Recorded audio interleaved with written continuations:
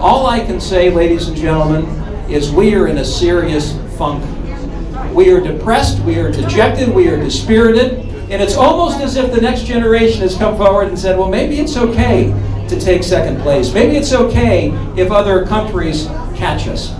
And I say, we own the last century. We're going to own the 21st century, but we've got to do a little bit to make that happen. So I'm here to tell you that the debt and the spending part, we can tackle if our public will is there, and we must tackle it. Because as that debt goes up higher and higher and higher, our currency goes down, and as our currency goes down, so does the standard of living of every American family in this country and our ability to compete on the world stage. Second, as we look at debt and as we look at spending, we've got to look at growth. We've got to figure out how to grow our way to prosperity. It's not rocket science. A lot of governors do it. We did it in the great state of Utah when our state was a little flat. We came up with a 10-point plan. And it called for tax reform, it called for regulatory reform, it called for healthcare reform, it called for energy independence, kind of coming up with some novel ways of fueling our future. It's all totally doable. 2004, when I ran for governor, a lot of people said, nah, you're just not going to make it happen. You can't do tax reform, it's too tough. Well, guess what? We flattened the tax, we knocked out 30%. The economy got back on its feet to where in Utah we were the #1 performing economy in this great country of ours. And where else did that take us?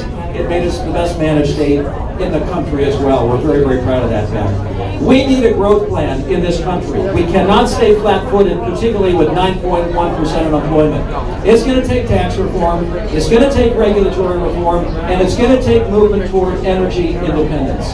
Third, let me just tell you that we're deployed in some corners in this world where we don't need to be. It's time that we take a look at the map, and it's time we clean it up. It's time that we start looking at our deployments and our presence in foreign countries and say, is this absolutely in our national security interest? And two, is it affordable? And three, I think we need to do a better job in terms of identifying who our friends and allies are around the world. It starts off with a conversation about Medicaid and Medicare. I think the federal government could block grant the states a fixed amount of money and leave health care to the delivery of the states. 50 laboratories of innovation, 50 laboratories of best practices.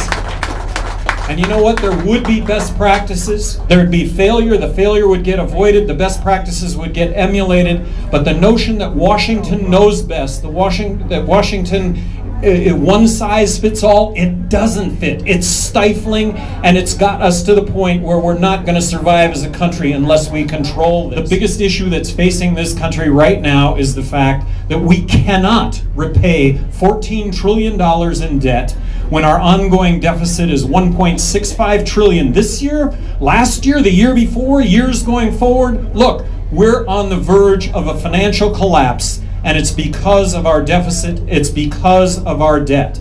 We should eliminate the corporate income tax. By eliminating the corporate income tax, we will create tens of millions of jobs in this country, making this country the only place to start up, grow, and build a business. Eliminate the corporate income tax, balance the budget. Gary Johnson, as President of the United States in the year 2013, will submit a balanced budget to Congress.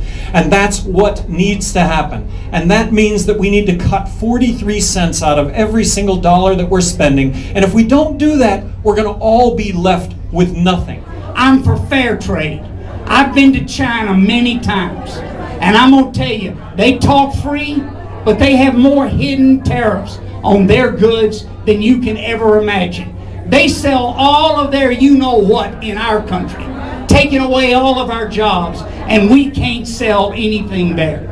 I represented a little company in Louisiana for 9 years, selling fire engines, the best in the world. We tried to sell them in China. It took us 7 years. I've been out of politics for 20 years. I build banks, community banks, mainstream banks. I build jobs. My bank's about $1 billion big. Started 6 years ago. I built it with these little hands. We didn't take a penny of federal money. We are profitable. We do business with small companies and we make them strong.